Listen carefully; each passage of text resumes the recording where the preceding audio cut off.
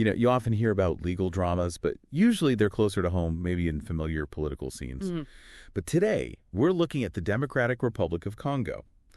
There's a potentially surprising legal development happening. Yeah, proceedings targeting the former president, Joseph Kabila. Exactly. And we've been digging into a YouTube video, one featuring Constant Mutamba. Right.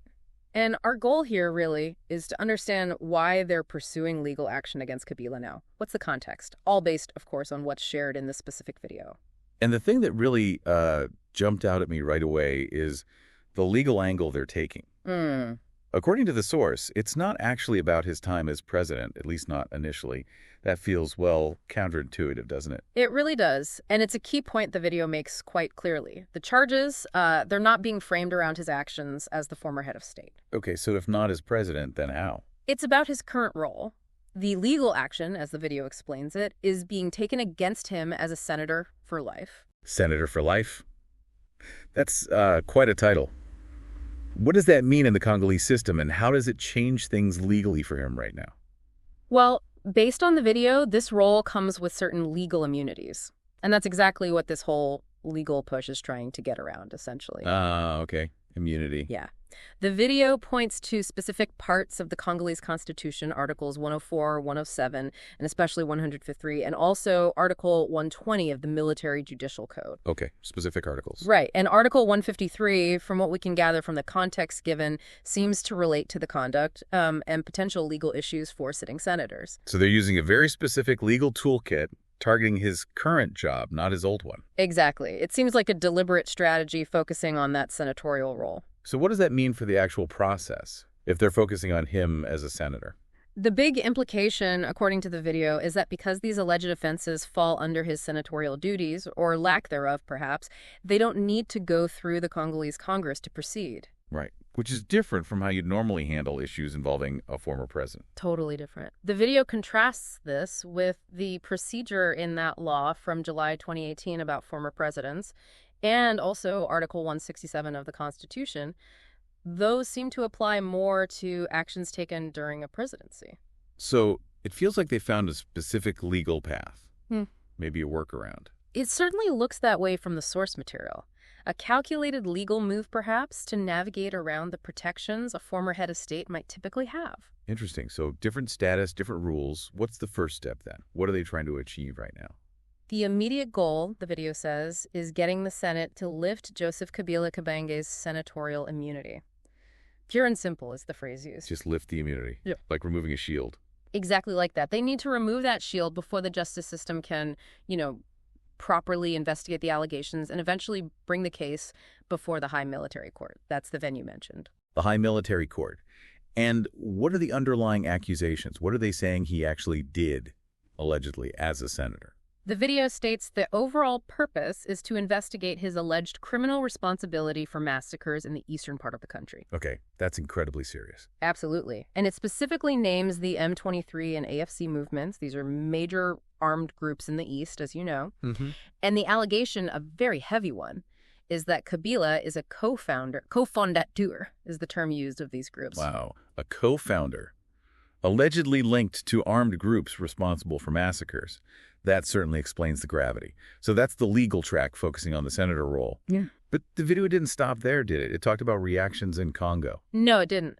The speaker then shifts gears a bit, talks about the reaction, describes it as agitation among the Congolese. Agitation. Okay. And this is where it gets, a bit more complex. The discussion moves towards international news and narratives. Oh, so what connection did they make? Suddenly, the speaker brings up what seems like a totally different story. A CNN report. They show a headline, apparently claiming the Trump administration is, or was, sending migrants to Libya and Rwanda, citing unnamed sources. Okay, Libya and Rwanda. That feels random in this context. Why bring that up? That's the question, isn't it? It seems like they're contrasting the internal DRC situation with this international story. The speaker in the video flat out says the CNN report is false. False. What's their reasoning? They argue CNN is mixing things up. They say the UK had a plan, that controversial one, to send asylum seekers from the UK to Rwanda. Right, I remember that, facing a lot of opposition. Exactly. But the speaker claims the alleged US situation is totally different. They say it involves sending arrested individuals, They use terms like brigands, criminals, mafia members from the U.S. to Libya and Rwanda. So a completely different group of people, according to this speaker, not asylum seekers. That's the core of their argument. They're drawing a very sharp distinction. They claim these U.S. deals with Libya and Rwanda involve taking criminals out of U.S. prisons. Okay. They even mention someone called Nayib Bukele, maybe a reference to Nayib Bukele of El Salvador, making a similar deal, possibly involving Qatar paying. But the main point is these aren't, ordinary migrants seeking asylum in the U.S. So it sounds like the speaker is pushing back hard against the narrative they see circulating, maybe trying to reframe how international actions are perceived within the DRC. That's definitely the vibe. They seem keen to correct what they see as misinformation that might be causing some of that agitation they mentioned. Okay, that makes a bit more sense contextually. And then it gets even stranger, frankly.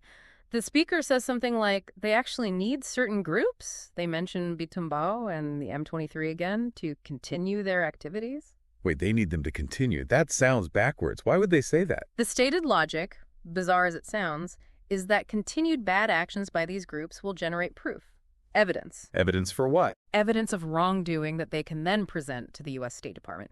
The speaker sounds quite confident about their connections and ability to get this information to the U.S. Huh.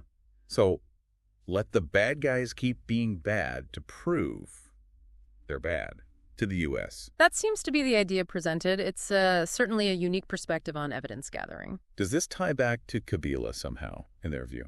Not directly stated, but it feels like they're placing the whole Kabila situation within this larger frame of international relations, media narratives, and who is perceived as responsible for instability. Right. There's also a warning aimed at people associated with someone called Nanga, mentioning potential danger. Right. So it's a complex picture being painted: internal legal moves, alleged international deals, media criticism, warnings. Very complex. And the speaker doubles down on the U.S. angle, asserting that under Trump, the U.S. would hold Rwanda accountable if any criminals sent there escaped and caused trouble, demanding money back even. Okay. And how does the speaker feel about the DRC taking people from the U.S.? They make it clear there's zero interest in that.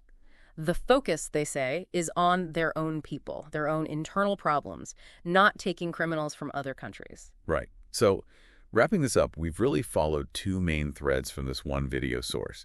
First, that specific legal strategy against Joseph Kabila, targeting his senator role over alleged links to Eastern conflict groups. Focusing on that immunity aspect. And second, this quite forceful reaction to a CNN report trying to debunk it and possibly shape local understanding of international dealings, especially involving the U.S., Rwanda, and Libya. Yeah, those are the two core components we unpacked. It paints a picture of, well, a nation dealing with heavy issues of accountability while also being very aware of and reacting to the international information environment. Absolutely. So as you listening think about all this, maybe consider the sheer complexity of holding former leaders accountable and how these efforts can get tangled up with international news, perceptions, maybe even deliberate counter-narratives.